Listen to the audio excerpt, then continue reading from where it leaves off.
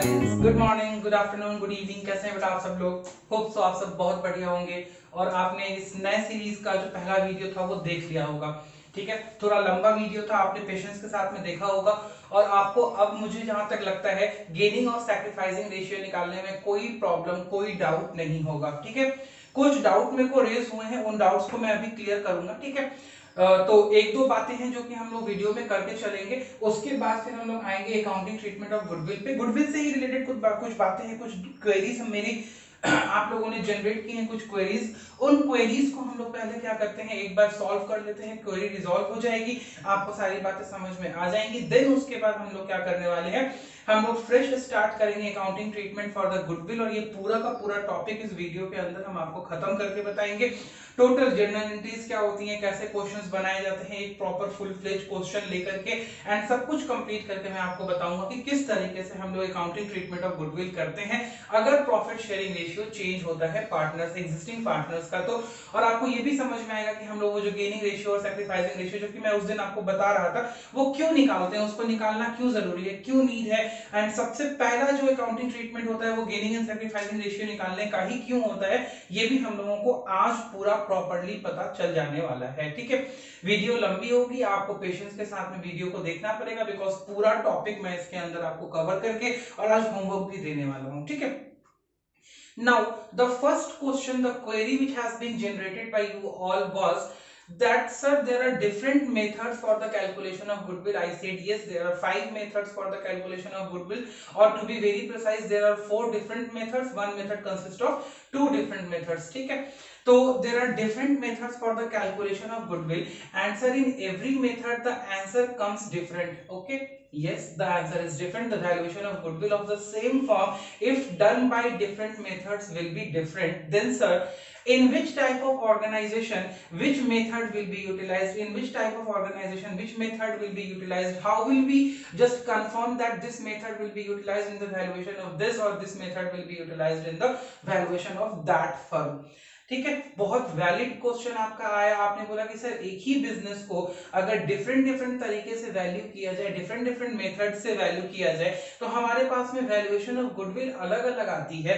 और जब अलग अलग गुडविल की वैल्यूएशन आती है तो सर हम लोग कैसे कंसीडर करेंगे कि किस गुडविल की वैल्यूएशन को हमें लेना है, किस गुडविल की वैल्यूएशन को हमें नहीं लेना है, and what ever the case में भी सर कैसे उसको हम लोग डील और डिस्कस करेंगे। ठीक है, हम लोग इस पे थोड़ी सी चर्चा करते हैं और आपके जो एक क्वेरी जनरेट हुई है इस क्वेरी को खत्म करते हैं। आइए बेटा, हमने बोला valuation of goodwill is a very subjective matter and it is according to the assessment of the valuer and the purchaser and the seller। बोलते हैं गुडविल का वैल्यूएशन एक बहुत सब्जेक्टिव मैटर है और ये वैल्यूएशन हमेशा वैल्यूअर के असेसमेंट के ऊपर डिपेंड करता है।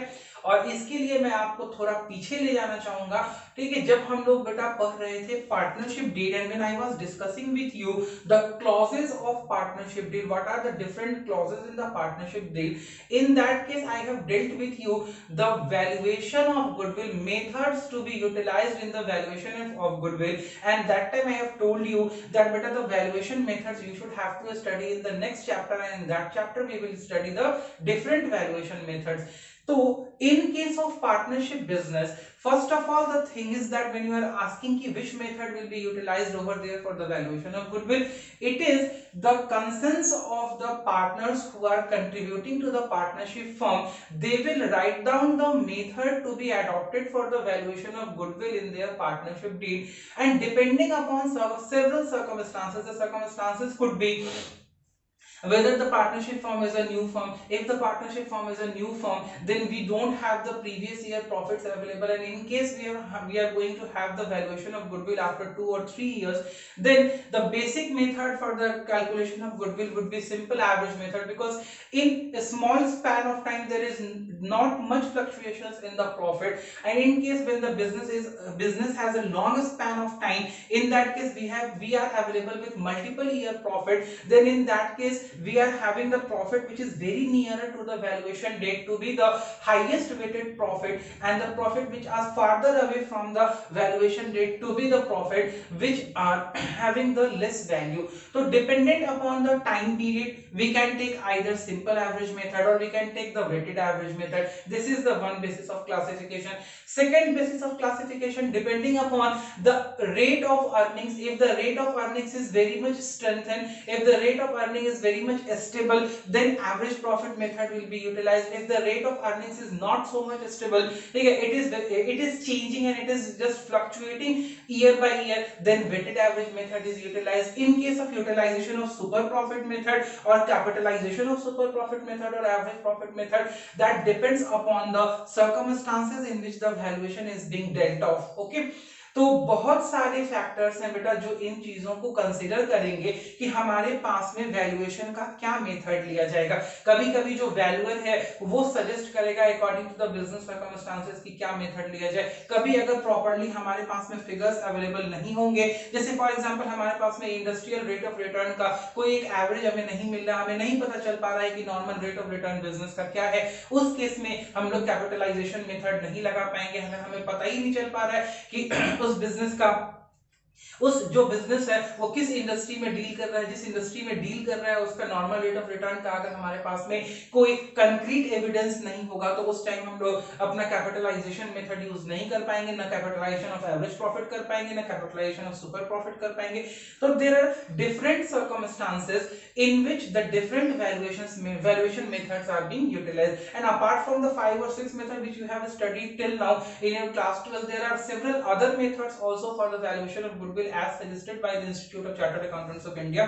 That methods are also kept in consideration depending upon the business situations and the factors and the persons who are dealing in with the purchase and sale of the goodwill. That is the most important factor, because that two persons who are in contract for the purchase and sale of the business are the persons who are to be in the prime consciousness to get the factors, which factors to be applied upon and which method will be utilized in the valuation of the business. And apart from that, there are several other factors, the risk considerations, the business situations, the market situations, the market risk portfolio, and some other things which are apart from, which are away from the scope of your reading in class 12, that are also being considered while suggesting for the valuation of goodwill method.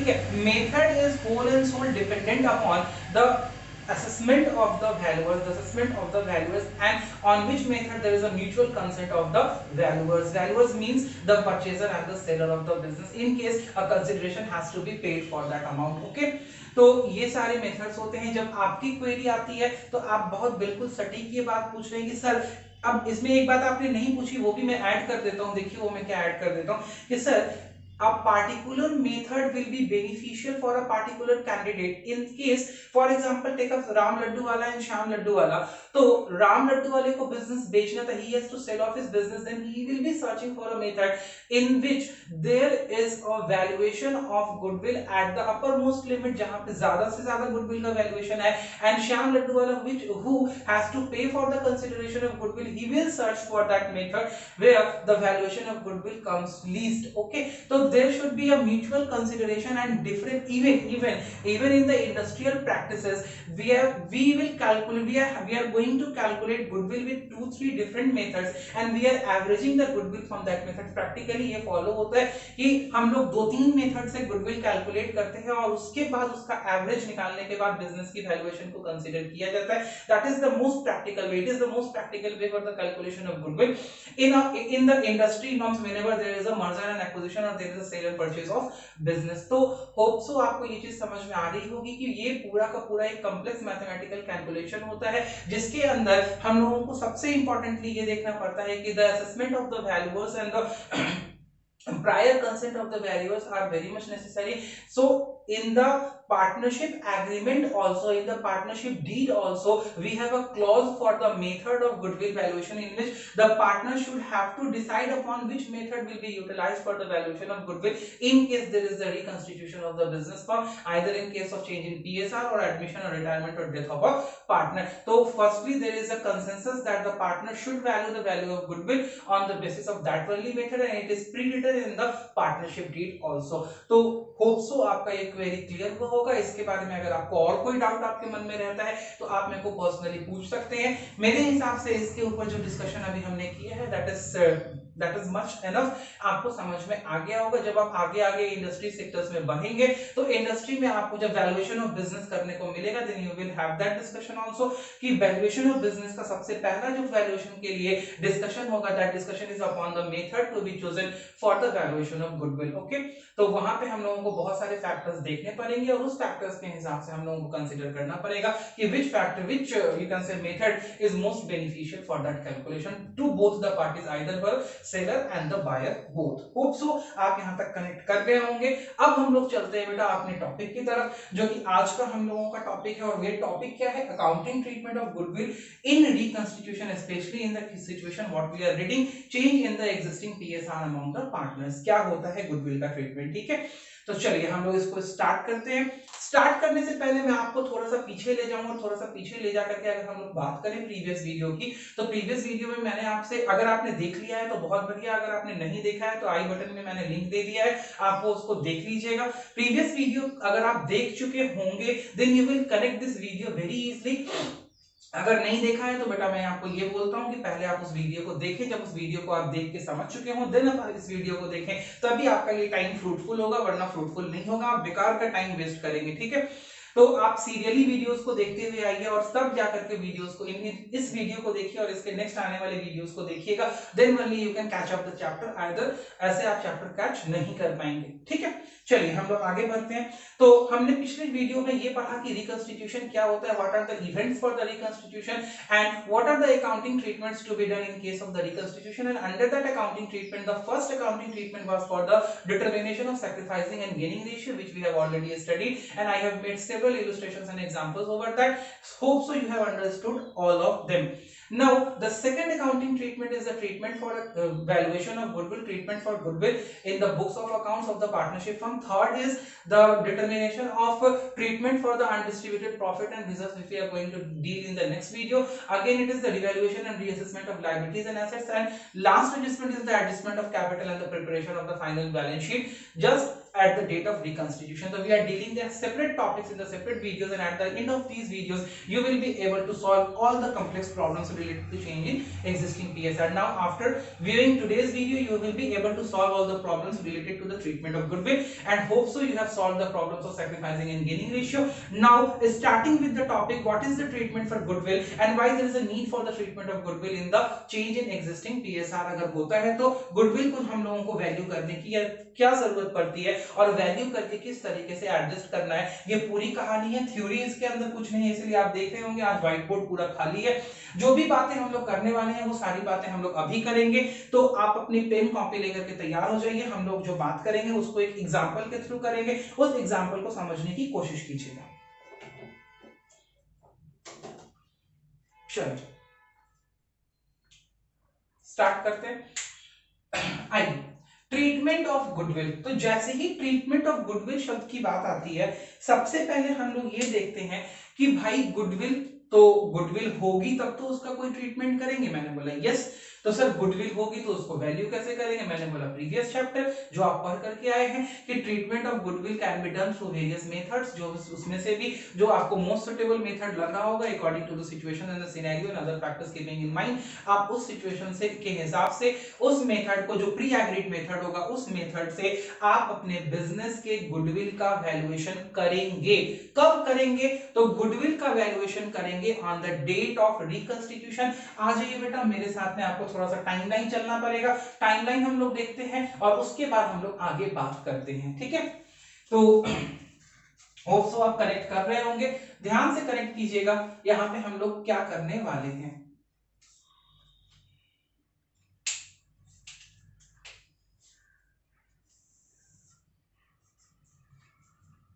ठीक है, मैंने एक timeline create कर लिया है। इस timeline में 2 period है। ठीक है, देखिएगा क्या है। ये है रिकंस्टिट्यूशन की डेट, और जो मैंने उस दिन बताया था उसी को मैं आज क्या कर रहा हूं, एक बार लिख करके बता रहा हूं। तो रिकंस्टिट्यूशन की डेट है, तो ये यहां से यहां तक का जो पीरियड है, इस पीरियड को हम लोग बोलते हैं प्री रिकंस्टिट्यूशन रिकंस्टिट्यूशन टाइम, मतलब रिकंस्टिट्यूशन से पहले का टाइम, और इसके बाद में हमारे पास में जो ये पीरियड है, ये पीरियड जो आगे चलता जाएगा, तो ये पीरियड कहलाएगा आपका पोस्ट रिकंस्टिट्यूशन। ये पीरियड कहलाएगा पोस्ट रिकंस्टिट्यूशन। हमें काम कब करना है? हमें काम करना है इस डेट को, हमें काम करना है इस दिन। किस दिन? तो ये डेट हो गई कौन सी? रिकंस्टिट्यूशन के दिन। रिकंस्टिट्यूशन के दिन ही हमें गेनिंग सैक्रिफाइसिंग निकालना है, रिकंस्टिट्यूशन के दिन ही हमें वैल्यूएशन ऑफ गुडविल करना है, रिकंस्टिट्यूशन के दिन ही हमें रिवैल्यूएशन, रीअसेसमेंट, सारे के सारे accumulated reserve, general reserve, profit loss, ये वो दिस दैट का डिस्ट्रीब्यूशन करना है। और यहीं पे हम लोग को एक बैलेंस शीट बना करके पार्टनर्स को प्रोड्यूस कर देनी है। That will be the balance of the assets and liabilities, या you can say the position of assets and liabilities to be carried forward by that partnership firm from the date of reconstitution till the post reconstitution period। वो balance sheet और वो position assets and liabilities का अब post reconstitution में आगे carry होने वाला है, वो कैरी होगा आगे। ठीक है, यहां तक आपको बात समझ में आ गई। तो अगर हम लोग बात करें तो whatever has been done in the pre reconstitution period, जो भी प्री रिकंस्टिट्यूशन पीरियड में काम हुआ होगा, अब वो सारी चीजों का एक वैल्यूएशन, एक यू कैन से असेसमेंट हम लोग रिकंस्टिट्यूशन डेट पे करेंगे। And due to the event of reconstitution, what are the changes to be made in the books of accounts, that changes are to be considered and try to be made out on the reconstitution date in the books of accounts by either passing a journal entry or by either intercapital adjustment or anything like that. Everything we will try to adjust and do out and solve the problem on the reconstitution date through the accounting treatment, either through the capital account by passing a journal entry, by passing an adjusting journal entry, or by making any change in the balance sheet as required. ठीक है, तो यहां तक आपको बात समझ में आ गई होगी। यहां तक के काम करने के बाद उसके बाद हम लोग आगे देखेंगे कि आगे हम लोगों को क्या ट्रीटमेंट करना है। तो हम लोग देखते हैं इसके आगे।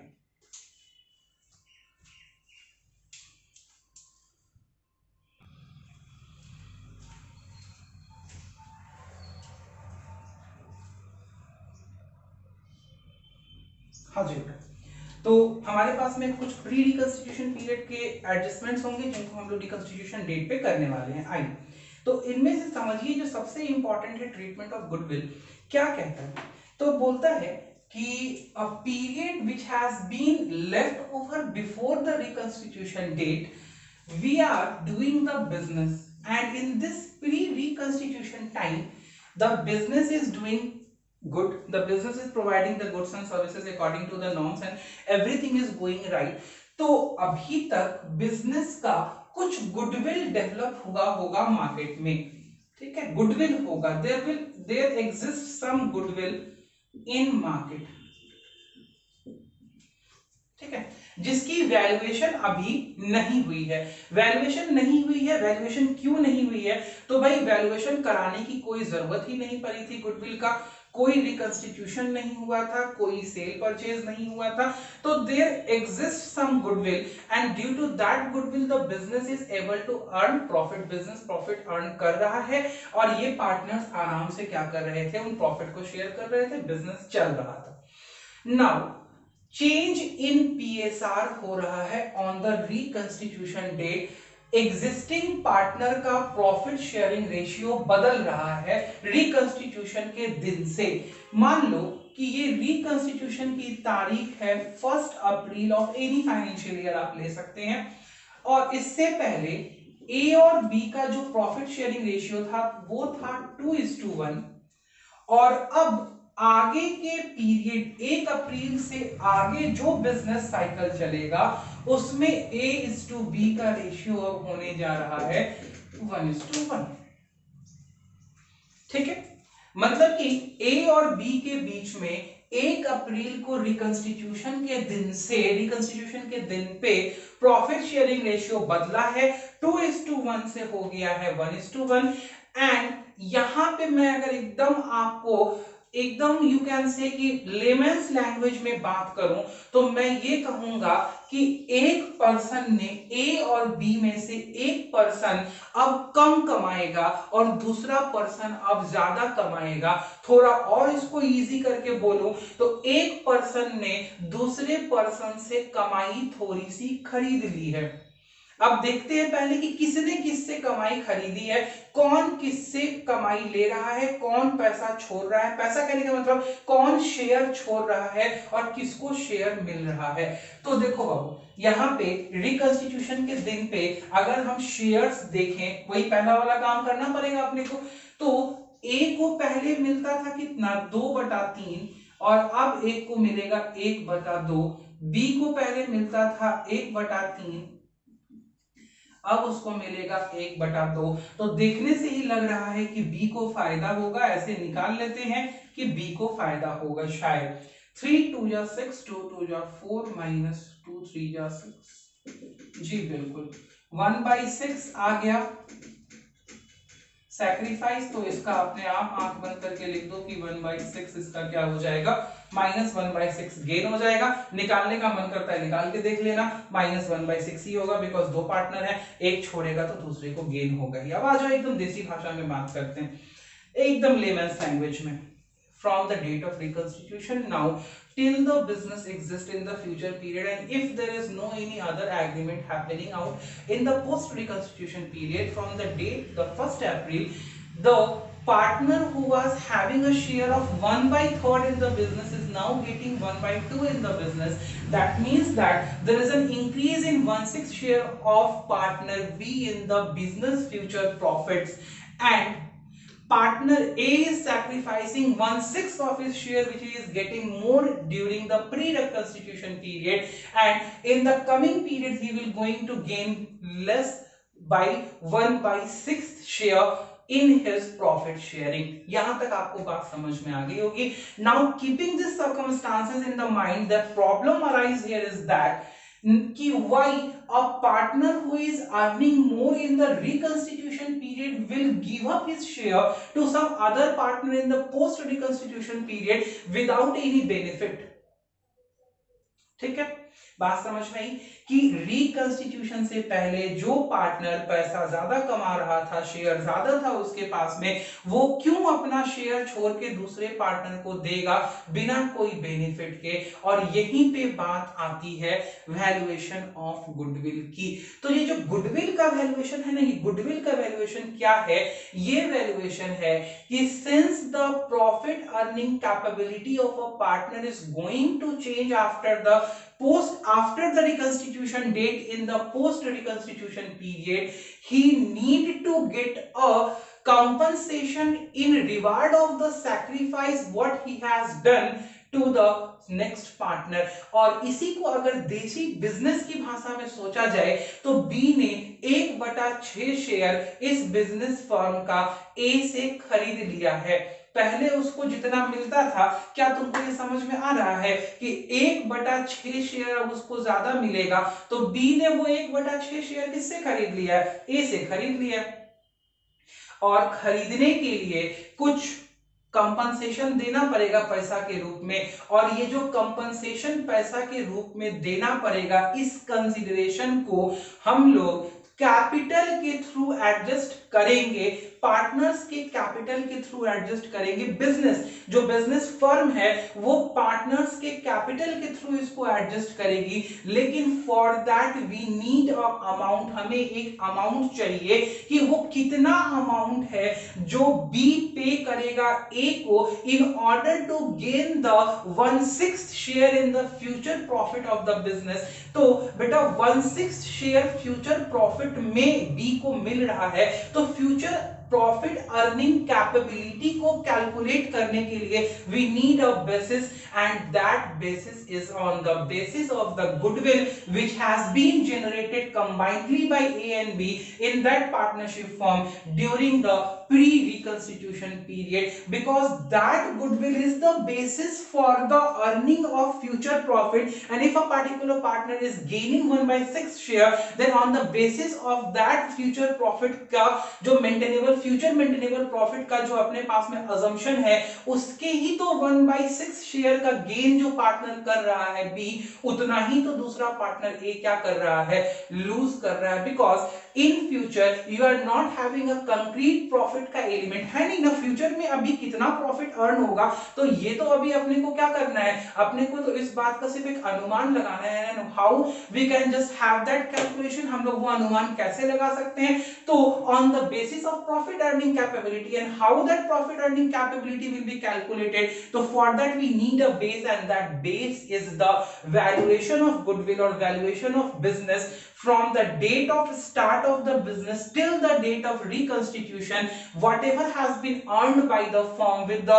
continuous effort of A and B, now that effort is changing because from the date of reconstitution till in the post reconstitution period, A is going to sacrifice the share and B is going to gain the share. That's why on the basis of the future maintainable profit, or you can say the valuation of goodwill, B is going to give the amount, give the share to A for the sacrifice being made by A in the coming future profit sharing ratio.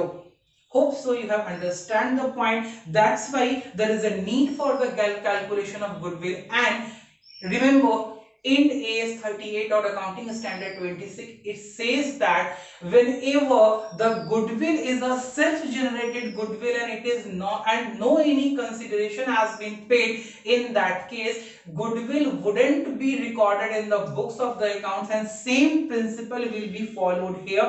बेटा लोग mistake मत कर दीजिएगा, यहाँ B कोई भी consideration cash में पे नहीं कर रहा है या काइंड में पे नहीं कर रहा है, ध्यान दीजिएगा इस बात को। ये क्वेरी आपके दिमाग में जनरेट होगी कि sir B is compensating to A, B तो compensate कर रहा है, मैंने बोला कि हाँ B is compensating, but that compensation is not paid in the form of cash or kind. B is neither bringing in any cash or kind or something like that. There is an inter-capital adjustment. Firm is the representative and firm is making an adjustment entry in the books of A and B in order to culminate that this happens in the books. ठीक है, तो यहां पे valuation of goodwill हो रही है, goodwill का value हमने किया है, लेकिन हम गुडविल के लिए दोनों पार्टनर यहां पे कोई कंसीडरेशन पे नहीं कर रहा है बेटा, सिर्फ inter capital adjustment carry out होगा और सैक्रिफाइसिंग पार्टनर को पैसा दे दिया जाएगा, गेनिंग पार्टनर उतना, सैक्रिफाइसिंग पार्टनर के कैपिटल अकाउंट को क्रेडिट किया जाएगा उतने अमाउंट से, मतलब उसका बिजनेस के अंदर उस पार्टिकुलर अमाउंट का जितना गुडविल का वैल्यूएशन होकर के शेयर निकला होगा उतने पार्टिकुलर अमाउंट से क्लेम बढ़ेगा और जो तुम्हारा गेनिंग पार्टनर है उसका क्लेम कम हो जाएगा। तो it is an adjustment of claim only, there is no any real movement of consideration over here, that's why goodwill account को ओपन मत कर देना। एंड दूसरी एक बात और समझना, ये गुडविल बिजनेस ने नहीं खरीदा है, ठीक है, बिजनेस ने नहीं ना खरीदा है, ध्यान से समझना, ये तो बिजनेस की गुडविल थी, वैल्यूएशन होके एक पार्टनर ने दूसरे पार्टनर को कंपनसेट किया है, because from the date of reconstitution that partner who is gaining is getting more share in the profit, that's why he is compensating to the sacrificing partner. So it is only a capital adjustment to be carried out in the books of accounts in order to maintain the reconstitution part.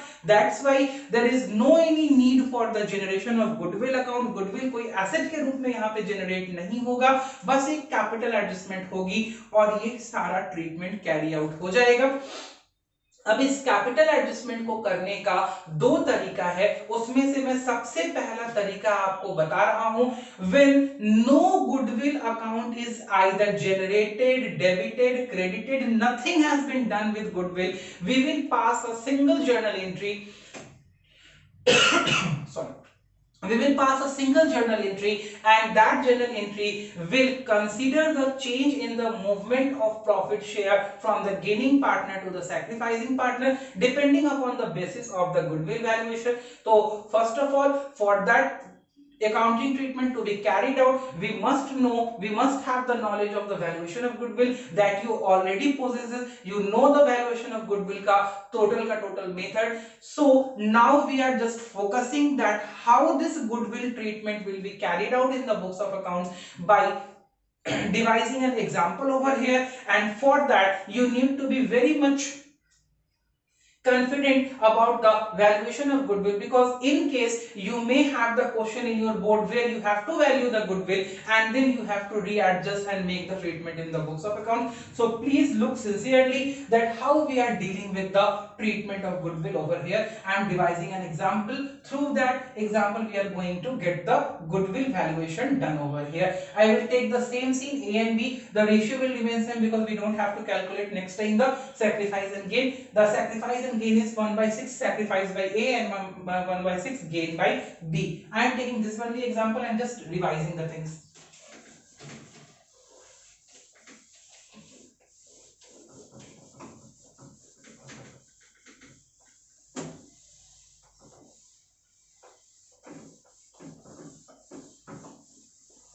Now, taking the same example of A and B,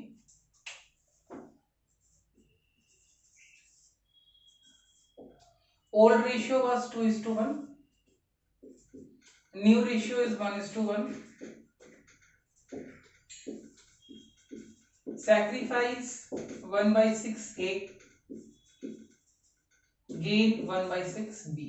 Now, seen here is that B is gaining, and B is gaining from the reconstitution date till the next reconstitution comes into place or in the post reconstitution period.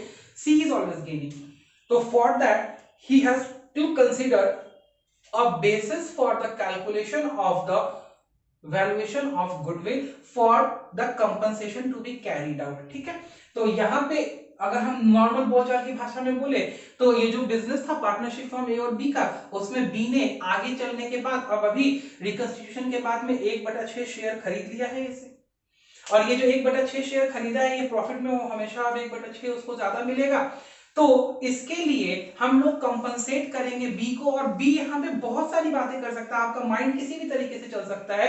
ए बोल सकता है B से कि यार देखो अभी पिछले तक जो हम लोगों ने अपना गुडविल का एडजस्टमेंट किया था, जिस तरीके से हम बिजनेस को चलाते आ रहे थे, तो उसके हिसाब से जो हमारा गुडविल था, अब हमारे प्रॉफिट शेयरिंग रेशियो चेंज हो रही है, तो आगे के जो प्रॉफिट एडजस्टमेंट्स होंगे वो अलग तरीके से होंगे, प्रॉफिट डिस्ट्रीब्यूशन अलग तरीके से होगा। तो इन दैट केस अभी प्रीवियस हम लोगों ने जितना गुडविल जनरेट कर लिया है उसके हिसाब से हम लोग एक बार वैल्यू करके अपना एडजस्टमेंट कर लेते हैं, ताकि पीछे का सारा हिसाब अपना बराबर हो जाए और आगे फिर जिस रेशियो के साथ में अपना बिजनेस चल रहा है वो चले। एक आप इस तरीके से सोच सकते हैं, दूसरा आप इस तरीके से सोच सकते हैं। बहुत सारा तरीका है बेटा अकाउंट्स को अपने दिमाग में रिवॉल्व कराने का, बहुत तरीका है, ठीक है, बस सोचने की बात है कि आप सोच कितना पा रहे हैं। दूसरा आप ये सोच सकते हैं कि बी ने ए से शेयर खरीद लिया है, तो अब ए को आगे फ्यूचर प्रॉफिट्स में कम पैसा मिलने वाला है, बिकॉज दोनों ने एफर्ट्स तो सेम किए थे, दोनों के एफर्ट्स पहले जैसे थे, एफर्ट्स अभी भी वैसे ही रहेंगे, और फ्यूचर में जो प्रॉफिट है वो पास्ट एफर्ट्स से हो रहा है, लेकिन अब पास्ट एफर्ट्स से जो प्रॉफिट हो रहा था फ्यूचर में जो होगा उसमें से बी को शेयर ज्यादा मिलेगा और ए को शेयर कम मिलेगा। तो अभी तक के प्रॉफिट के एफर्ट्स से हम बी जो गेन कर रहा है वो गेन करने के रेशियो को वो ए को क्या कर दे, चुका दे, कंपनसेट कर दे। ये सोचने का तरीका है। तीसरा सोचने का तरीका ये है कि भाई ए ने अपना शेयर छोड़ा है और बी ने शेयर ए से खरीदा है, तो बी ने जो एक्स्ट्रा शेयर ए से खरीदा है उस शेयर को कितना शेयर उससे खरीदा है उसके एडजस्टमेंट के लिए हमारे पास में कोई एक बेसिस होना चाहिए। तो हमारे पास में एक फ्यूचर मेंटेनेबल प्रॉफिट का जो हम लोग बेसिस लेंगे वो बेसिस हमारा क्या होगा, वैल्यूएशन ऑफ गुडविल होगा। तो गुडविल का वैल्यूएशन करने के बाद में जो शेयर मूव हुआ है ए और बी के बीच में उतने का एडजस्टमेंट कर लेते हैं। जिसने शेयर छोड़ा है उसको पैसा मिल जाएगा और जिसको नया शेयर मिला है उसका उससे उसकी कैपिटल अकाउंट से उतना पैसा घट जाएगा। You have 3 different ways to understand the same thing. आपको जो बेटर लगता है आप उसको पिक कर लीजिए और अपने दिमाग में रख लीजिए। अगर तीनों सोच पाते हैं तो बहुत बढ़िया बात है, आप एकदम आराम से तब फिर गुडविल के कैलकुलेशंस करेंगे। In case you have any confusion do raise the queries, आप क्वेरी रेज कीजिए। फिर मेरे को जब समझ आएगा कि हाँ आप कहां पे दिक्कत आ रही है आपको, तो मैं और क्लियरली उस चीज को एक्सप्लेन कर पाऊंगा आपके साथ में, ठीक है। तो यहां तक समझे, और जिनको बिल्कुल भी कुछ नहीं समझना है वो बस इतना समझे कि हम लोग किस तरीके से फॉर्मूले पे काम करेंगे, ठीक है। वी हैव दैट एक फॉर्मूला वाला बेसिस कि उसके हिसाब से भी काम होता है। तो आपको जो कंफर्टेबल लगता है आप वो समझिए। चेंज इन पी पीएसआर में अगर मैं फॉर्मूला वाला बात करूं तो चेंज इन पीएसआर में सबसे पहले गेनिंग और सैक्रिफाइसिंग कैलकुलेट करेंगे, वैल्यूएशन ऑफ गुडविल कैलकुलेट करेंगे।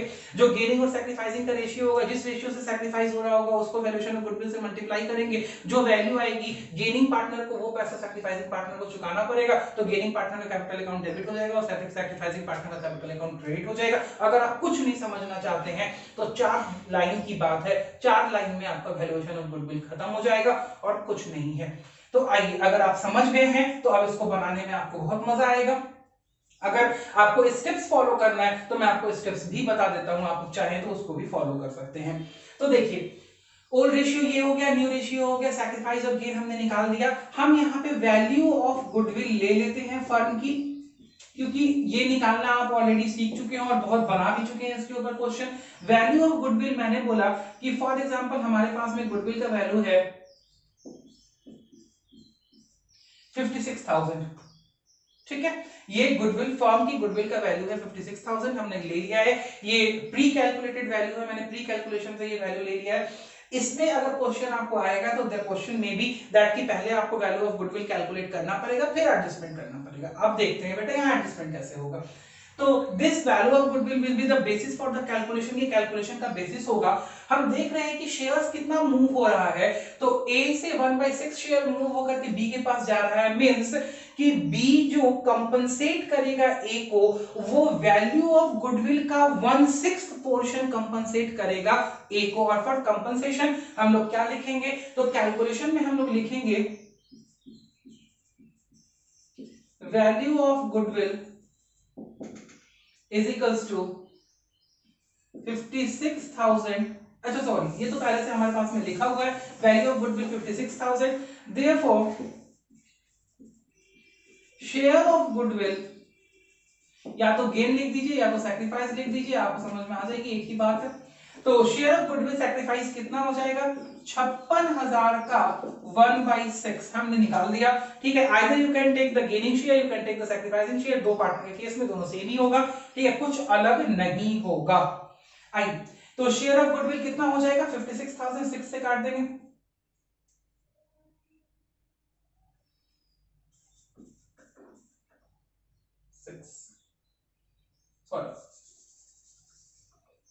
ये अमाउंट एक बार मैं चेक कर लेता हूं कितना अमाउंट आएगा।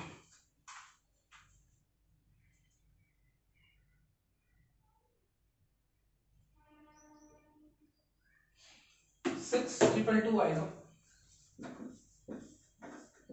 तो ये 6,222 रुपीज का जो है फ्यूचर में प्रॉफिट से शेयरिंग चेंज हुआ है 1/6 शेयर का। और अकॉर्डिंग टू द पास्ट, हमारे पास में जो पास्ट एफर्ट्स था या हमारे पास में जो पास्ट बेसिस था गुडविल का, उस बेसिस के हिसाब से जो वैल्यूएशन होनी है और जो एडजस्टमेंट होना है, वो एडजस्टमेंट कितने रुपीस का हो रहा है, 6,222 रुपीस का। फ्यूचर के प्रॉफिट के हिस्से में जो 1/6 शेयर अब बी ने खरीद लिया है, बी उसके लिए ए को कितना कंपनसेट करेगा, 6,222 रुपीस कंपनसेट करेगा। तो इसके लिए जर्नल एंट्री क्या पास होगी, तो जो पार्टनर कंपनसेट करेगा उसका कैपिटल अकाउंट डेबिट करेंगे, और जिस पार्टनर को दिया जाएगा पैसा, जो सैक्रिफाइसिंग पार्टनर है, उसका कैपिटल अकाउंट हम लोग क्या करेंगे, क्रेडिट करेंगे। तो एक जनरल जर्नल एंट्री जो होती है, जनरल मतलब जिसको कि हम कहीं भी लिख सकते हैं, तो हमारे गुडविल वैल्यूएशन की जो जनरल जर्नल एंट्री होती है वो होती है गेनिंग पार्टनर्स कैपिटल या करेंट अकाउंट डेबिट, ठीक है। क्योंकि फर्म, देखो फर्म रिप्रेजेंटेटिव है और फर्म ये एडजस्टमेंट अपने बुक्स में करवा रही है ताकि रिकंस्टिट्यूशन के डेट पे जो अकाउंटिंग चेंजेस आना है वो चेंज हो जाए और पार्टनर्स फिर आगे बिजनेस को कैरी ऑन करें। ऐसा इसलिए होता है बिकॉज पिछले वीडियो में ही मैंने आपको बताया कि रिकंस्टिट्यूशन में the partnership firm doesn't cease to exist. Partnership firm खत्म नहीं होती है, बस क्या खत्म होता है, पार्टनरशिप एग्रीमेंट खत्म होता है। तो अगर फर्म खत्म नहीं हो रही है तो बुक्स खत्म नहीं हो रही है। जब बुक्स कंटिन्यू कर रही है बेटा, तो आप कैसे बुक्स को बंद कर दीजिएगा, नहीं कीजिएगा ना। तो बुक्स में आपको कुछ कंसिडरेबल चेंज करना पड़ेगा ना, ताकि आपका रिकंस्टिट्यूशन समझ में आ जाए। तो वही चेंज यहां पे हो रहा है। गेनिंग पार्टनर्स कैपिटल अकाउंट या करेंट अकाउंट डेबिट किया जाएगा, और डेबिट करने के बाद में हम लोग क्या करेंगे, टू सैक्रिफाइसिंग पार्टनर कैपिटल या current account as the case may be. As the case may be मतलब अगर फिक्स कैपिटल मेथड है तो करेंट अकाउंट को डेबिट क्रेडिट करेंगे, अगर फ्लक्चुएटिंग कैपिटल मेथड है तो कैपिटल अकाउंट को डेबिट क्रेडिट करेंगे। अगर कोई मेथड नहीं दिया हुआ है कि क्या है, तो फिर हम लोगों को, आपको पता है कि हम लोग फ्लक्चुएटिंग कैपिटल मेथड रखते हैं और कैपिटल अकाउंट को ही डेबिट क्रेडिट करते हैं। और यहाँ पे हम लोग क्या लिखेंगे, बीइंग गुडविल एडजस्टेड। ठीक है, आपको नरेशन लिखना जरूरी है। आप नरेशन ऐसा लिख सकते हैं जो कि सामने वाले को अंडरस्टैंडेबल हो। ठीक है, आप उसके लिए जितना कम से कम वर्ड यूज करना चाहें उतना कम से कम वर्ड यूज कीजिए। बहुत ज्यादा एक्सप्लेनेटरी नहीं होना है नरेशन के अंदर। ठीक है, बिकॉज वो बहुत टाइम लेता है आपका नरेशन, बिकॉज आपको जितनी जर्नल एंट्रीज करनी होगी हर जगह नरेशन लिखना होगा। तो narration should form part of your answer, but it is a small and concise one. बहुत ज्यादा एक्सप्लेनेटरी करने की जरूरत नहीं है। तो इस केस में अगर इस जनरल जर्नल एंट्री को हटा करके हम लोग इस क्वेश्चन स्पेसिफिक जर्नल एंट्री करें, तो क्या जर्नल एंट्री होगी, तो मैं ये जनरल जर्नल एंट्री हटा करके question specific gaining partners capital account या करंट अकाउंट को अगर डेबिट करता हूं, तो गेन कौन कर रहा है, बी गेन कर रहा है। तो यहां पे मैं क्या लिखूंगा, यहां पे मैं लिखूंगा B's capital account या current account debit. What is the amount? 6,222. And who is the sacrificing partner? तो यहां पे मैं क्या लिखूंगा, 2 A's capital account 6,222. ठीक है, ये 2 होप सो आपको ये वाला पार्ट समझ में आ गया होगा। In case when there are two partners, first of all we will calculate the gaining and sacrificing ratio, and in order to compensate a partner who is sacrificing for the shares in the future, the partner who is gaining will have to compensate and that partner through an adjustment entry, capital adjustment entry, and that adjustment entry will be carried out in the books of the partnership firm, not in the books of the individual partner. That will be carried out in the partnership firm's books. मतलब यहाँ पे इस entry का मतलब समझो ना, इस entry में फर्म क्या कह रही है, अच्छा जी ओके बी, कोई बात नहीं है यार, ए देखो ए, क्योंकि यहाँ पे 57 ए को देना है। यहाँ पे फर्म क्या कर रही है, फर्म कह रही है ए, अच्छा तुमने फ्यूचर प्रॉफिट में 1/6 शेयर छोड़ा है क्या, ए बोलता है हाँ छोड़ा है। बी तुमने गेन किया है क्या, हाँ गेन किया। ठीक है, तुम लोग वैल्यूएशन करो गुडविल का प्रीवियस ईयर से कि अब तक के पास एफर्ट्स तुम्हारे क्या रहे हैं। वैल्यूएशन जब करके निकाल लोगे तो ऐसा करना, बी तुम गेन कर रहे हो, बी ने बोला हाँ मैं गेन कर रहा हूं, बी तुम मुझे पैसा दे देना, जितना तुम शेयर गेन कर रहे हो मैं उतना उठा करके ए को दे दूंगा। तुम्हारा और ए के बीच का वैल्यूएशन ऑफ गुडविल एडजस्ट हो गया। तुम दोनों पार्टनर बोलोगे हाँ हाँ भाई मैंने 6,222 रुपीज दे दिया और सामने वाले ए को मिल गया। फर्म ने ए से पूछा क्या तुमको पैसा मिल गया, हाँ मिल गया, मेरे कैपिटल अकाउंट में क्रेडिट हो गया, मेरा क्लेम भर गया। बी हाँ आपने मेरे कैपिटल अकाउंट डेबिट कर दिया, मेरा क्लेम घट गया। अब एडजस्टमेंट हो गई, खुश हो गए। फर्म ने बोला दोनों पार्टनर खुश, हाँ जी दोनों पार्टनर खुश। तो रिकंस्टिट्यूशन का पहला एडजस्टमेंट हो गया अपना। ठीक है, रिजर्व का ट्रीटमेंट हमने, सॉरी गुडविल का ट्रीटमेंट हमने क्या कर दिया। तो गुडविल का ट्रीटमेंट जैसे ही हो गया, फर्म क्या बोलेगी, लो ए तुम क्योंकि सैक्रिफाइस कर रहे थे, मैंने बी से पैसा लेके तुमको दे दिया। कितना सैक्रिफाइस कर रहे थे, तो अभी तक के एफर्ट का 1/6 सैक्रिफाइस कर रहे थे, अब आगे से तुमको 1/6 कम मिलेगा। तो लो अभी तक का एफर्ट मैंने कैलकुलेट करवा दिया, कैलकुलेट करवा के उसका 1/6 पोर्शन निकलवा दिया और निकलवा करके तुमको पे कर दिया। बी देखो, बी ने पे कर दिया, बी खुश है। अब तक का सारा मामला निपट गया। ठीक है, अब गुडविल के मेथड पे, गुडविल के मामले पे झगड़ा मत कर लेना। ठीक है, बिकॉज बी को एक्स्ट्रा शेयर मिल रहा है, तो तुमको अब तक के प्रॉफिट के जो जनरेशन कैपेबिलिटी था उसका बी ने पेमेंट भी कर दिया है। ऐसा नहीं है कि बी ने पेमेंट नहीं किया है। ठीक है, तो ये बात हुई अपना ट्रीटमेंट ऑफ गुडविल की। इससे रिलेटेड एक दो और एग्जांपल हम लोग अभी देखेंगे। यहां पे it is the first case, if you are referring your book, Here the case is the treatment of goodwill, accounting treatment of goodwill in case of change in partner profit sharing ratio between existing partner, and in that method there are two different methods. The first method is here where there is an intercapital adjustment is carried out between the partners capital account. ये एक method है. इसके बाद एक और दूसरा method है in which goodwill account is raised and currently on the same time it is write off from the books of accounts. goodwill account को रेज करते हैं और तुरंत उसको फिर हम लोग क्या कर देते हैं, राइट ऑफ भी कर देते हैं. वो वाला सेकंड मेथड है. इसको कंप्लीट करने के बाद वो वाला मेथड आपसे डिस्कस करूंगा जिसमें गुडविल रेज की जाती है और तुरंत फिर बाद में गुडविल को क्या कर दिया जाता है, बंद कर दिया जाता है. गुडविल अकाउंट ओपनड नहीं रहता है बुक्स में बिकॉज कंसीडरेशन फ्लो नहीं हुआ है कहीं भी. ठीक है, इस बात को ध्यान रखिएगा. वो एक तरह की अकाउंटिंग एंट्री है. जब मैं आपको करके दिखाऊंगा तो आपको लगेगा कि वो ये जो एंट्री थी वो सेम ही वही तो एंट्री हुई है. ठीक है, तो वो मैं आपको अभी नेक्स्ट करके दिखाऊंगा. पहले इसके ऊपर एक दो क्वेश्चन और हम लोग कर लेते हैं, फिर उसके बाद हम लोग देखते हैं. मैं आपको एक क्वेश्चन दे रहा हूं, उसको आप करके देखिए कि आपसे सॉल्व होता है या नहीं होता है.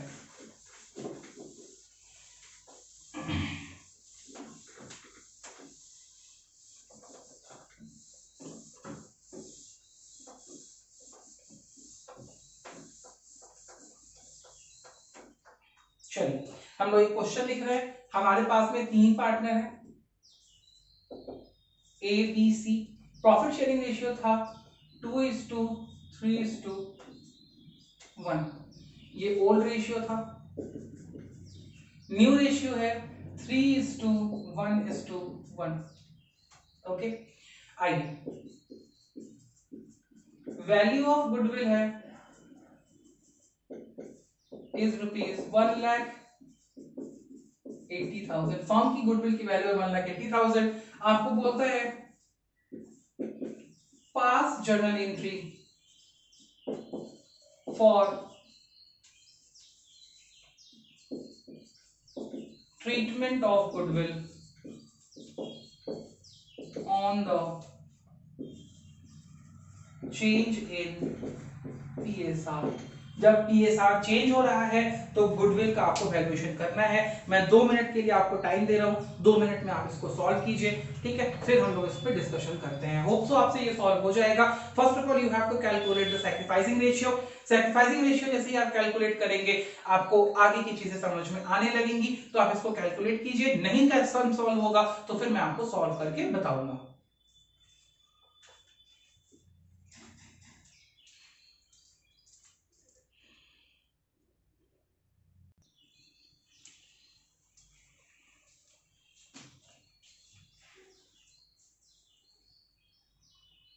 हाँ जी बेटा, प्लीज चेक योर आंसर. आप अपने अपने आंसर एक बार मैच कर लीजिए.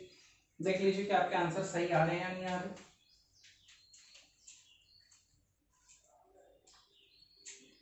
हाँ जी, आइए मैं समझा दूं.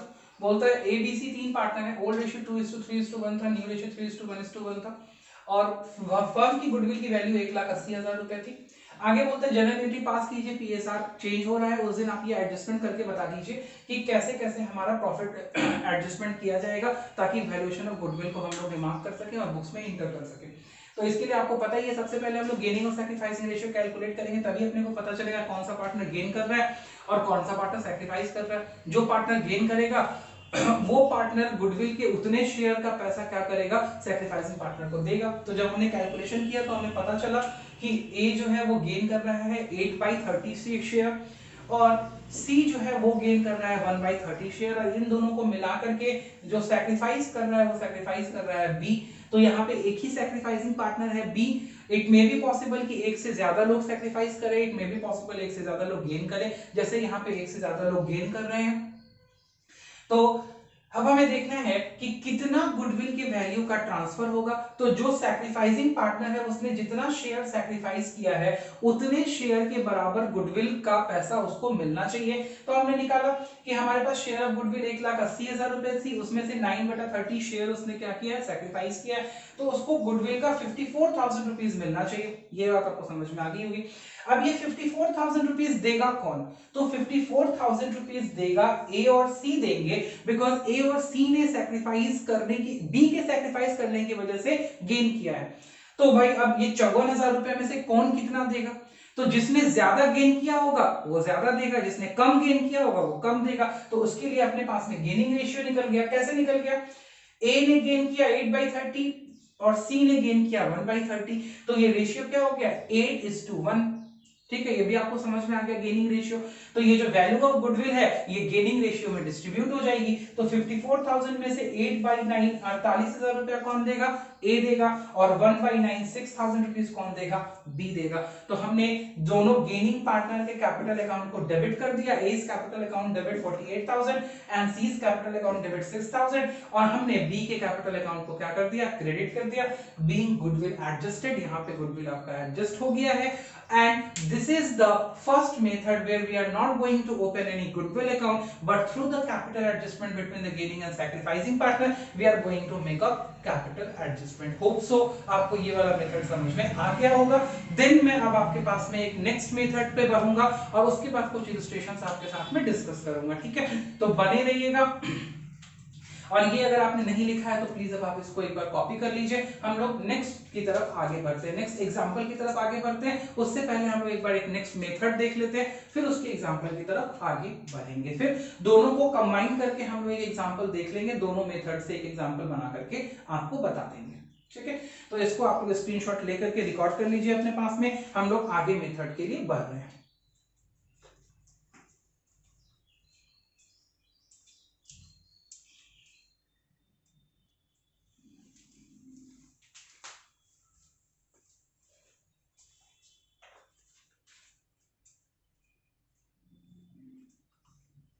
हाँ जी बेटा, नेक्स्ट एडजस्टमेंट जो हमने किया है मैंने वो एडजस्टमेंट मैंने यहीं पे आपको जो नई चीज बतानी थी वो मैंने यहाँ पे क्वेश्चन के फॉर्म में लिख करके आपको सीधे सीधे बताया है ताकि आप इसको समझ पाए। सब कुछ कंसेप्ट सेम है, बस यहाँ पे जर्नल एंट्रीज लिखने का तरीका वही थोड़ा अलग है। लेकिन जहां हम लोग फाइनल पहुंचेंगे, जो मतलब जो कंक्लूजन होगा, जो क्रक्स होगा इसका, वो क्रक्स इस मेथड का भी सिमिलर होगा। प्रीवियस मेथड आप समझ चुके हैं तो इसलिए मैंने प्रीवियस मेथड भी यहाँ पे बना दिया है और न्यू मेथड भी मैंने यहाँ पे बना दिया है। और नीचे मैंने अभी कंबाइंड इफेक्ट के लिए जगह छोड़ रखा है जहां पे मैं आपको दिखाऊंगा कि चाहे आप ये एंट्री करें चाहे आप ये एंट्री करें, answer will be the same. जो आपके बुक्स ऑफ अकाउंट्स में इसका जो इफेक्ट पड़ने वाला है वो इफेक्ट सेम होगा। तो पहले इस नेक्स्ट मेथड का नाम जान लेते हैं। इस मेथड का क्या नाम है? तो हमें गुडविल का वैल्यूएशन दो मेथड से करना है। एक हमें करना है थ्रू द कैपिटल एडजस्टमेंट जो आप जान चुके हैं, जिसके लिए आप सैक्रिफाइसिंग और गेनिंग रेशियो निकालते हैं। सैक्रिफाइसिंग पार्टनर को कंपनसेट कर देते हैं with the value of the share of the profit sacrificed, और उसके बाद गेनिंग पार्टनर से वो पैसा लेकर के आप सैक्रिफाइसिंग पार्टनर को दे देते हैं। इसके ऊपर डिस्कशन हो चुका है। नेक्स्ट मेथड क्या है? When goodwill is raised and written off at the same time. आप एक दूसरे तरीके से करते हैं जहां आप गुडविल को रेज करते हैं और फिर उसको आप तुरंत अपनी बुक से हटा देते हैं। दोनों का अकाउंटिंग इफेक्ट सेम है, जिसको कि मैंने रोक के रखा हुआ है, मैं अभी आपको बताऊंगा। तो पहले एक बार देख लो कि करना क्या है इस सेकंड वाले मेथड में। फर्स्ट वाला मेथड तो आपको पता है कि फर्स्ट वाले मेथड के लिए आपने पहले क्या निकाला, यहाँ पे मैंने ए का नया शेयर निकाला, ए गेन कर रहा है और बी क्या कर रहा है, बी सैक्रिफाइस कर रहा है। मैंने लिख दिया बी सैक्रिफाइस और ए गेन कर रहा है, आपको ये निकालने आता है। और इसके हिसाब से हमने वैल्यूएशन ऑफ गुडविल निकाली कि भाई 4,000 रुपए के वैल्यू का मूवमेंट होना है गुडविल का। तो हमने एस कैपिटल अकाउंट जो गेनिंग पार्टनर था उसका कैपिटल अकाउंट डेबिट कर दिया और सैक्रिफाइसिंग पार्टनर का कैपिटल अकाउंट क्रेडिट कर दिया। आपके रिकंस्टिट्यूशन के दिन गुडविल के वैल्यूएशन का ट्रीटमेंट, गुडविल के ट्रीटमेंट जो होती है अकाउंटिंग ट्रीटमेंट, वो कंप्लीट हो गई। इसी सेम ट्रीटमेंट को एक दूसरे मेथड से किया जाता है जहां पे हम पहले गुडविल को रेज करते हैं और फिर उसको राइट ऑफ करते हैं। और ये दोनों जर्नल एंट्रीज जो मैंने 1 और 2 लिखी हुई हैं, ये दोनों जर्नल एंट्रीज आपको इसी जर्नल एंट्री के फाइनल रिजल्ट तक पहुंचाती है, लेकिन करने का तरीका अलग है। क्यों अलग है? तो ये दो तरह की एंट्रीज आपको बताई गई हैं अकाउंटिंग स्टैंडर्ड्स के अंदर कि आप इस दो तरीके से काम कर सकते हैं इंटेंजिबल्स का दोनों का अकाउंटिंग इफेक्ट जो होता है वो इफेक्ट सेम होता है, इफेक्ट में कोई भी प्रभाव नहीं पड़ता है। दैट्स व्हाई आप इस तरीके से चाहे या उस तरीके से चाहे काम कर सकते हैं, but in your examination you should have to know both the methods. आप ये नहीं कह सकते कि दोनों मेथड से मेरा तो आंसर सेम ही आएगा तो मैं यही वाला मेथड लिख के चला हूं। If you have been prescribed in the question that you should have to write raise of the goodwill and then write off it from the books of accounts, आपको इस मेथड से करना है, देन आपको इसी मेथड से करना पड़ेगा। ठीक है, you don't have any option that you will do it with the first method and you will get the number, नहीं, ऐसा पॉसिबल नहीं है। तो इस मेथड के लिए बेटा हम लोग क्या करते हैं, इसमें कोई लॉजिक नहीं है बेसिकली। देखिए होता क्या है कि आप जो सैक्रिफाइस या गेन निकालते हैं बाबू, वो कैसे निकालते हैं, ध्यान दीजिएगा, वो आप निकालते हैं old share minus new share करके। तो आपका गेन और सैक्रिफाइस निकल जाता है और आप उतना का डिस्ट्रीब्यूशन कर देते हैं।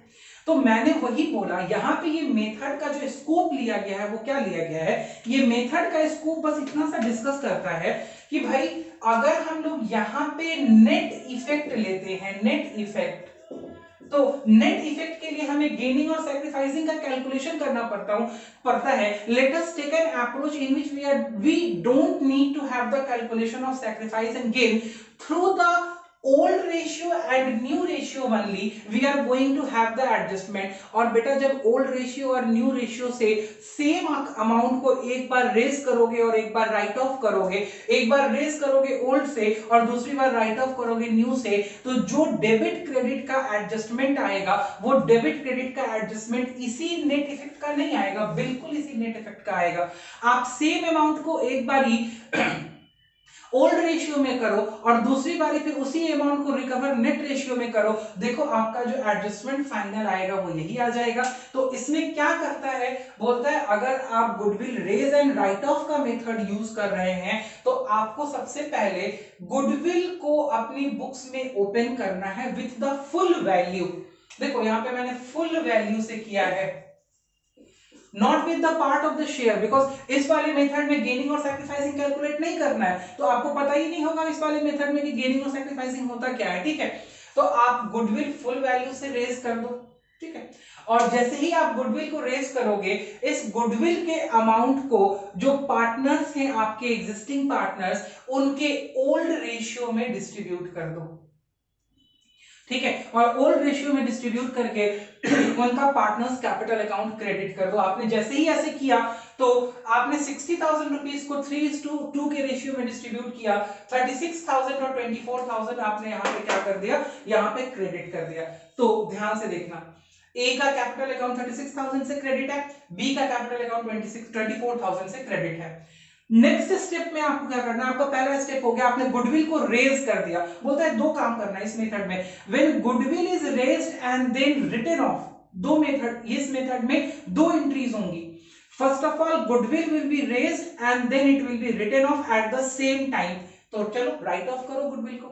तो जब गुडविल को राइट ऑफ करोगे, किसी एसेट को खत्म करने के लिए हम क्या करते हैं, क्रेडिट करते हैं, हमने गुडविल को क्रेडिट कर दिया, तो correspondingly partners capital account debit होगा। और देखना ध्यान से, जो डेबिट मैंने किया है इस बार रेशियो कौन सा लिया है, तो हाँ न्यू रेशियो में हमने इसको क्या कर दिया, राइट ऑफ कर दिया। तो अपने आप तुम समझो कि एक गुडविल यहां पे सेम अमाउंट से डेबिट हुआ और सेम अमाउंट से क्रेडिट हुआ, तो इतना आपको जर्नल एंट्री सारे बच्चों को पता है कि अगर कोई एक एसेट डेबिट होगा और सेम अमाउंट से क्रेडिट होगा तो भाई क्या हो जाएगा, वो डेबिट क्रेडिट नील ऑफ हो जाएगा, सेट ऑफ हो जाएगा। ठीक है, तो जैसे ही ये सेट ऑफ हो गया, क्या बुक्स में कोई गुडविल रहा, नहीं। क्या अकाउंटिंग स्टैंडर्ड 26 यहां पे डिनाई हुआ, नहीं नहीं डिनाई हुआ बेटा। Goodwill is not appearing in the books of accounts, नहीं आ रहा है गुडविल बुक्स ऑफ अकाउंट्स में, बिकॉज तुरंत इस एडजस्टमेंट की वजह से वो सेट ऑफ हो गया है। Hope so you are getting the adjustment, आपको समझ में आ रहा होगा। नेक्स्ट अब आते हैं, ए का कैपिटल अकाउंट चेक करते हैं और बी का कैपिटल अकाउंट चेक करते हैं। You will get what you have written over here under this method. Sure है कि वही आएगा। देखो, एज कैपिटल अकाउंट क्रेडिट है 36,000 से और डेबिट है 40,000 से, तो इस दोनों एंट्री का जो फाइनलाइजेशन इफेक्ट, नेट इफेक्ट होगा, देखो मैं कंबाइंड इफेक्ट यहां लिख कर रखा हूं, बस मैं एंट्री करके दिखाऊंगा। तो जो कंबाइंड, ये कंबाइंड इफेक्ट लिखना मत अपने पेपर में, ध्यान दे, ठीक है। ये जब एंट्री कर देना तो कंबाइंड इफेक्ट को मत लिख के आना, ये तो मैं तुम्हें बस एंट्री करके बताऊंगा कि either you are go on with this method और this method, the answer would remain the same, ठीक है। तो एज कैपिटल अकाउंट 36,000 से क्रेडिट हुआ और एज कैपिटल अकाउंट 40,000 से डेबिट हो गया, तो ए का तो डेबिट बैलेंस ही बचा कितना, 4,000। तो as capital account debit, extra balance कहां बचा हुआ है, डेबिट में, तो 4,000 आता है आपको, ये वाली चीज रेक्टिफिकेशन में बहुत करी है आपने। चलिए ए का एडजस्टमेंट कर दिया, अब बी को देखो। बीस कैपिटल अकाउंट हमारे पास में 24,000 रुपया क्रेडिट है और यहाँ पे 20 कैपिटल अकाउंट 20,000 रुपया डेबिट है। 24 माइनस 20, क्रेडिट में अभी 4,000 रुपीज बैलेंस बचेगा। आपने बोला हाँ सर, तो टू 20 कैपिटल अकाउंट 4,000, ठीक है। यही एडजस्टमेंट एंट्री तो हम पहले भी कर रहे थे, कुछ अलग थोड़ी कर रहे थे। ये वाली एंट्री और ये वाली एंट्री, दोनों एंट्री क्या है, दोनों एंट्री सेम है।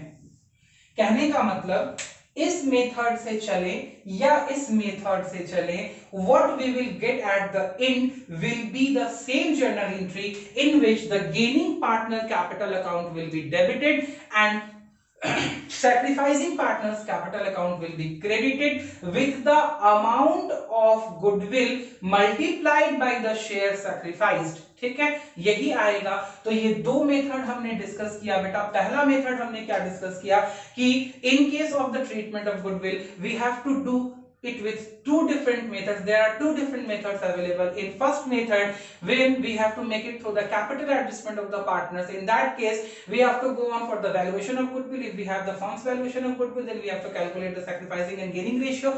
In case we are having the sacrificing and gaining ratio multiplied the total value of the goodwill of the firm with the sacrificing ratio, and that amount which has been arrived will be compensated by the gaining partner in their gaining ratio to the sacrificing partner, and the general journal entry would be gaining partners capital account debit in their gaining ratio to sacrificing partners capital account in their sacrificing ratio. In case there is there are more than one partners who are sacrificing. This is the first method. Second method is when goodwill account is raised and again the goodwill account is written off at the same time. In that case, first of all, raise the goodwill with the total value of the goodwill of the firm and credit the partners capital account in their old ratio, and again in the second entry debit and recover that goodwill with the full amount and debit the partners capital account with the new profit sharing ratio and credit the goodwill with the full amount. In that case the combined entry would be the same as was done in the first method. This was the complete consensus and the conclusion of the topic which we have discussed till yet. Now we are left with one discussion and the topic of the treatment of goodwill will be over,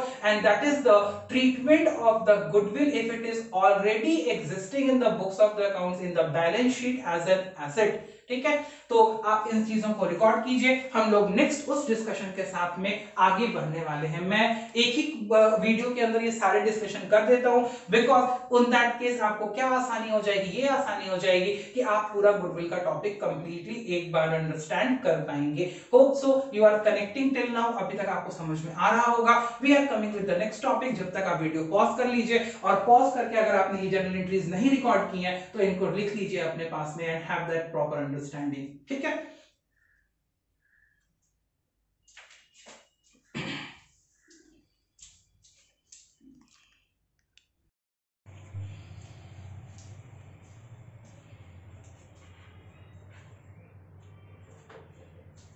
हाँ जी बेटा। चलिए, treatment of goodwill का ये last topic है। हम लोग इसमें देखेंगे कि हमारे पास में जो एग्जिस्टिंग गुडविल है, जो बुक्स ऑफ अकाउंट्स में रिकॉर्डेड है, या जो अनअमोर्टाइज्ड गुडविल है, एक ही बात होगी। ठीक है, उनका कैसे ट्रीटमेंट करना है हमें बुक्स ऑफ अकाउंट्स में, उसको किस तरीके से डील करना है। यहाँ भी हमारे पास में दो मेथड है, हम लोग उन दोनों मेथड्स को देखते हैं और उसके बाद हम लोग फाइनलाइज करते हैं कि क्या हम लोगों को ट्रीटमेंट करना है। ठीक है, तो एग्जिस्टिंग गुडविल का मतलब हो गया वो गुडविल जो कि बिजनेस ने प्री रिकंस्टिट्यूशन पीरियड में कभी परचेज की होगी, कहीं से परचेज की होगी, क्योंकि हमारे एज के हिसाब से तो हमारे बुक्स में अगर कोई गुडविल स्टैंड कर रही है, इसका मतलब वो गुडविल हमारे पास से प्री परचेज गुडविल है, पहले से हमने परचेज की है तभी वो बुक्स ऑफ अकाउंट्स में आ रही है, उसके लिए हमने कंसिडरेशन पे किया है। तो जो गुडविल हमारे बुक्स में अपीयर हो रही है वो हमारे बैलेंस शीट में एसेट साइड में अपीयर हो रही होगी, और वो उतना वैल्यू होगा जो कि अनअमोर्टाइज्ड होगा। ये आप भी समझते हैं, बिकॉज AS 26 का जब हम डिस्कशन कर रहे थे वैल्यूएशन ऑफ गुडविल में, तो हमने क्या बोला कि goodwill once written in the books of accounts whenever it has been recorded in the books of the accounts it should be amortized at the earliest. जितना जल्दी से जल्दी हो सके उसको अमोर्टाइज कर लिया जाता है, ठीक है। तो जो अमोर्टाइज नहीं किया गया है गुडविल का पोर्शन, वही गुडविल का पोर्शन अभी हमारे बुक्स में आ रहा होगा। इसीलिए कभी कभी किन्हीं किताब में आपको बुक्स में आपको ये दिखेगा कि हमारे पास में ट्रीटमेंट ऑफ एग्जिस्टिंग गुडविल, और कुछ बुक्स में आपको ये दिखेगा कि ट्रीटमेंट फॉर द अनअमोर्टाइज्ड गुडविल का क्या करते हैं। तो बेटा देखो बहुत सिंपल सा कांसेप्ट है, इसको समझो। जो पोर्शन ऑफ गुडविल अनअमोर्टाइज्ड रह गया है, अनयूटिलाइज्ड रह गया है, वो ऑलरेडी बिजनेस में एग्जिस्ट कर रहा है।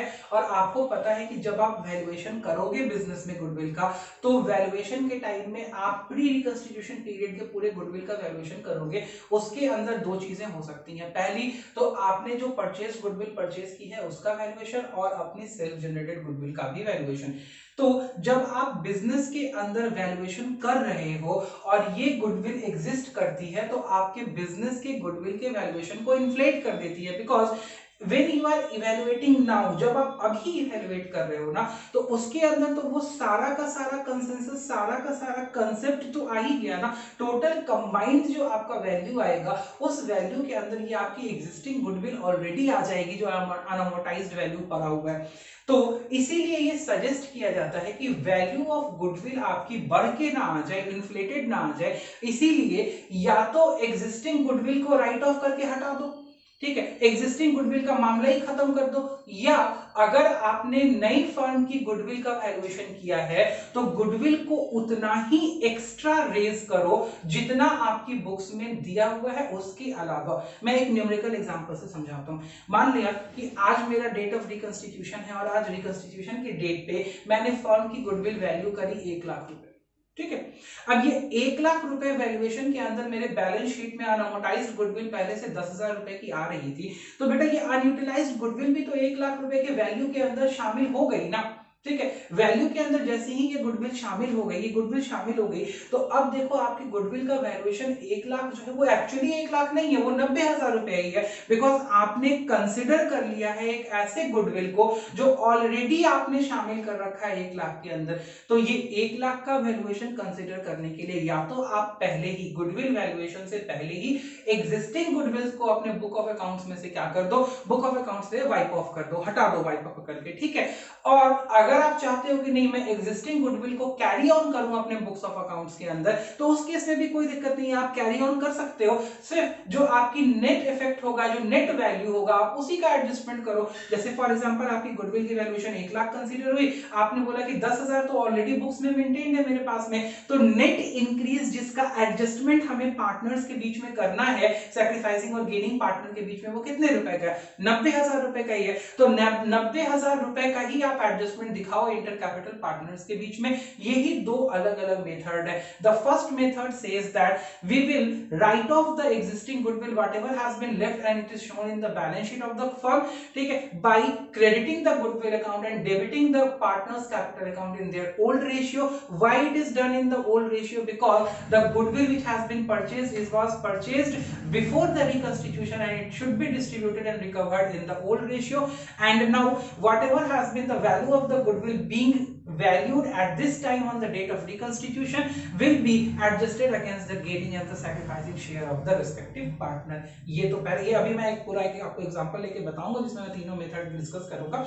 तो ये तो पहला एडजस्टमेंट हो गया। दूसरा adjustment, when we want to show the goodwill existing goodwill in our books, उसको हम छेड़छाड़ नहीं करना चाहते हैं, तो let that goodwill remain in the business and we have to do the inter capital adjustment of the net effect, net amount only. Means if you want to consider the whole goodwill of the firm to be rupees 1 lakh and you have already existing 1 lakh unamortized goodwill in the balance sheet, then go for the calculation of the goodwill for only 90,000 rupees and show the effect for that amount only between the sacrificing and the gaining partner. इससे क्या होगा, आपकी valuation 1 lakh consider होगी, लेकिन जो movement होगा वो 90,000 का ही होगा, बिकॉज आप 10,000 को कंसीडर करके कहां से ले आ रहे हैं, प्रीवियस गुडविल से कंसीडर करके ले आ रहे हैं। तो ये चीज आप ध्यान रखिएगा कि ये आपको दो मेथड है एग्जिस्टिंग गुडविल के और दो मेथड है न्यू वैल्यूएशन ऑफ गुडविल के, जो अभी मैंने पहले आपको डिस्कस किया। तो कुल 4 चीजें आपको ट्रीटमेंट ऑफ गुडविल के अंदर पढ़नी है। पहला, when the new valuation of the goodwill has been done and there is no existing goodwill in the books of accounts, then according to the new valuation there are two different methods. First is the intercapital adjustment where you have to make the sacrificing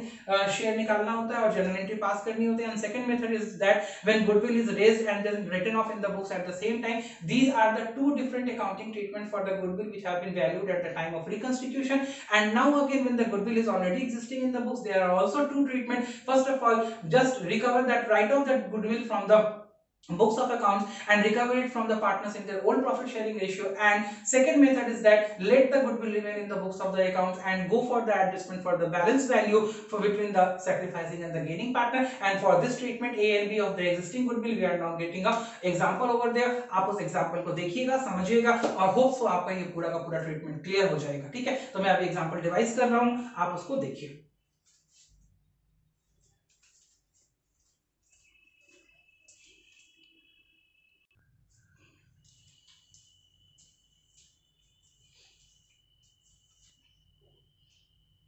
हाँ जी बेटा, existing goodwill का ये question है जिसमें मैंने सारा का सारा ट्रीटमेंट अब तक जो करना है कर लिया है टोटल।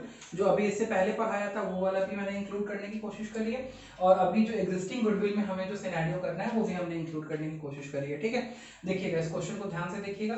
बोलता है एबीसी 3 पार्टनर है, प्रॉफिट शेयरिंग रेशियो इनका 5:3:2 ओल्ड था और new profit sharing ratio equal है 1:1:1। आगे बोलता है गुडविल ऑफ द फर्म का वैल्यूएशन जो हुआ है, गुडविल ऑफ द फर्म का वैल्यूएशन हुआ है, new valuation of goodwill 90,000 rupees है। इसको मैं लिख दूं ये न्यू वैल्यू ताकि आपको कंफ्यूजन ना हो।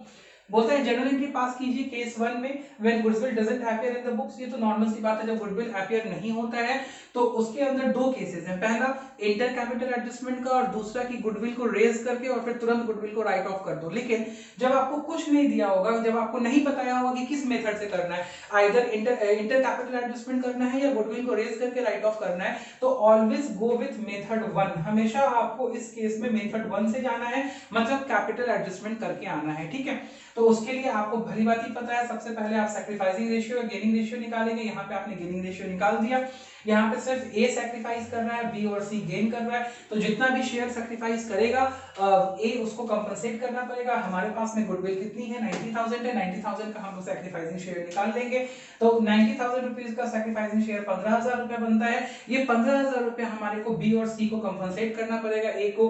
तो किस रेशियो में कंपनसेट करना पड़ेगा, 1:4, बिकॉज गेन किस रेशियो में हो रहा है, 1/30 शेयर बी गेन कर रहा है और 4/30 शेयर सी गेन कर रहा है। तो यहाँ पे जो गेनिंग रेशियो कैलकुलेट किया है हमने, गेनिंग रेशियो बेटा कितना आ जाएगा अपना, गेनिंग रेशियो आ जाएगा 1:4। ये 15,000 रुपए 1:4 के रेशियो में कंपनसेट कर दिया जाएगा। बी और सी कंपनसेट करेंगे, किसको कंपनसेट करेंगे, ए को कंपनसेट करेंगे। ये अब तक आपको बहुत अच्छे से समझ में आ गया होगा, ये मेरा मानना है, ये बहुत इजी मेथड था।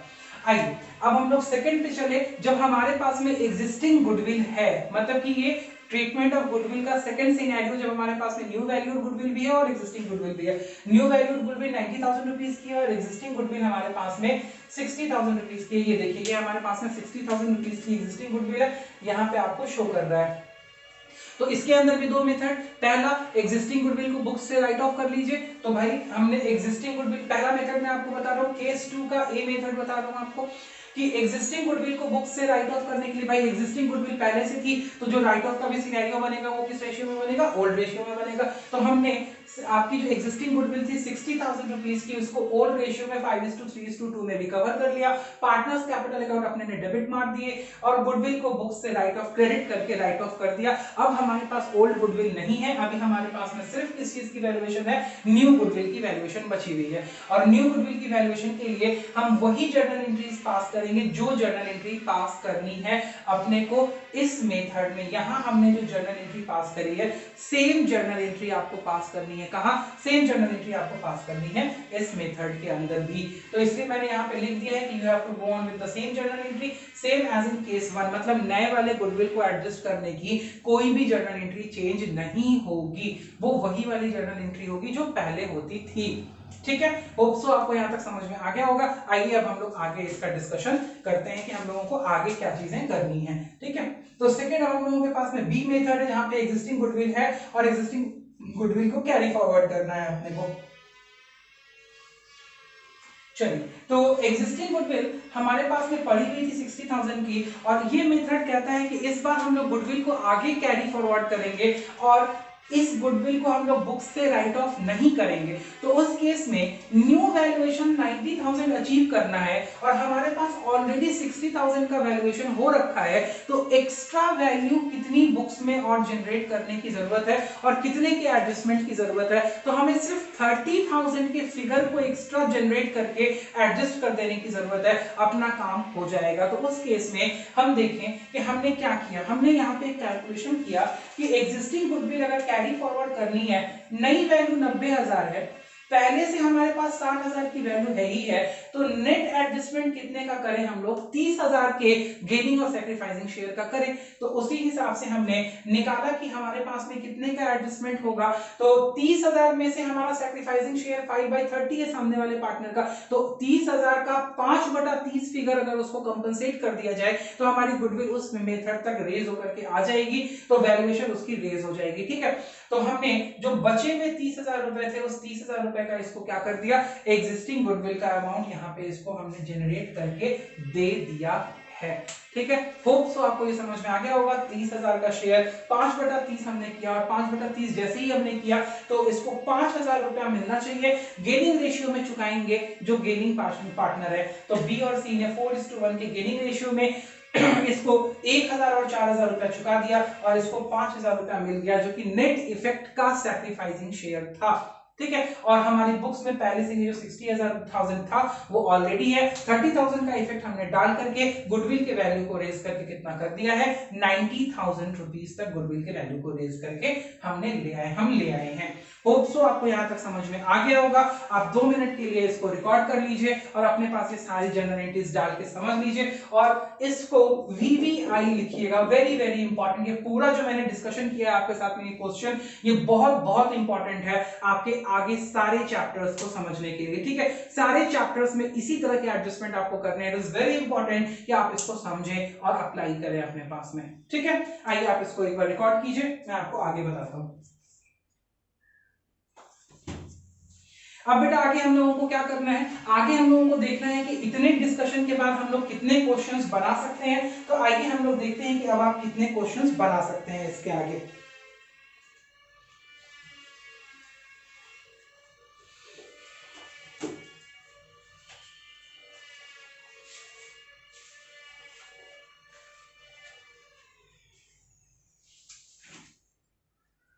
अगर आप TS ग्रेवाल यूज कर रहे हैं अपने पास में, तो मैं यहां पे लिख देता हूं, मैं ये जनरल एंट्री रब कर रहा हूं ताकि मैं यहाँ पे लिख पाऊं कि आप क्वेश्चंस कौन से बना पाएंगे।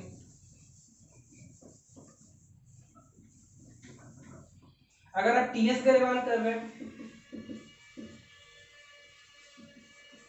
तो आप illustration number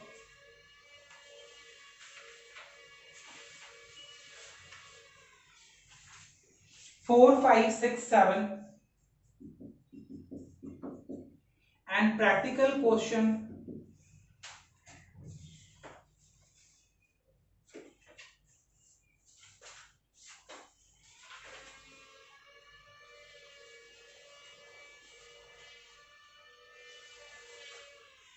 5 to 10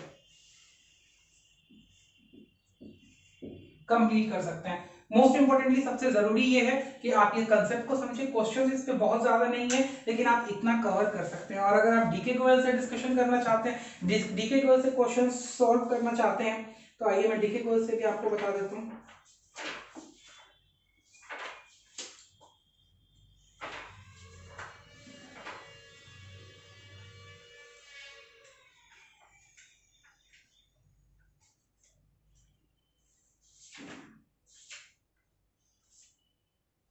DK Goyal से आप इलस्ट्रेशन नंबर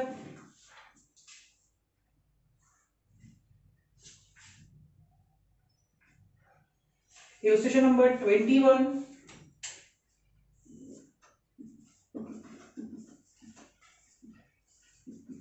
इलस्ट्रेशन नंबर 21, 22, 23, 21, 22, 23 कर सकते हैं। एंड क्वेश्चंस अगर मैं बताऊं इसमें से आपको,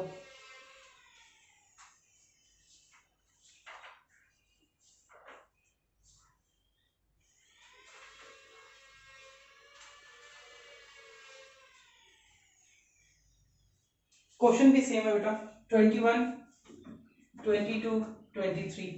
ठीक है, तो ये आपका डिस्कशन का पार्ट है। इतना डिस्कशन के बाद आप ये रेफरेंस बुक से क्वेश्चंस कर सकते हैं। इनके साथ अगर कोई दूसरी रेफरेंस बुक यूज कर रहे हैं तो आप डिस्कशन के हिसाब से समझ लीजिए कि आप कौन कौन से क्वेश्चन डिस्कस कर सकते हैं, अपने से बना सकते हैं। ठीक है, होप सो आपको ये सारा कंटेंट समझ में आया होगा। In case you feel any problem, feel free to contact me. आप मुझे कॉल कीजिए, व्हाट्सएप कीजिए, मैसेज कीजिए, मेल कीजिए, या कमेंट बॉक्स में लिख करके अपनी क्वेरीज बताइए। जैसे भी होगी मैं आपकी क्वेरीज को रेंडर करूंगा और जल्दी से जल्दी उनको सॉल्व करने की कोशिश करूंगा। ठीक है, होप सो आपको ये सारी चीजें समझ में आ रही होंगी। In case you are getting the things right, आपको सारी चीजें सही समझ में आ रही हैं, तो आप अपने फ्रेंड्स के साथ में भी इसको शेयर कीजिए। मैं हमारे चैनल को लाइक कीजिए, सब्सक्राइब कीजिए और हमें मोटिवेट कीजिए कि हम और अच्छे अच्छे कंटेंट्स आपके साथ में लेकर के आए।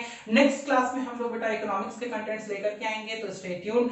आपको एक मैक्रो इकोनॉमिक्स और इंडियन इकोनॉमिक्स का एक एक कंटेंट नेक्स्ट क्लास में मिलेगा। जब तक आप इसके सारे क्वेश्चंस को कंप्लीट करके रेडी रहिए आगे के लिए। होप सो आप सभी पढ़ रहे होंगे। Till the next video comes, stay tune, stay connected, stay safe and bye bye.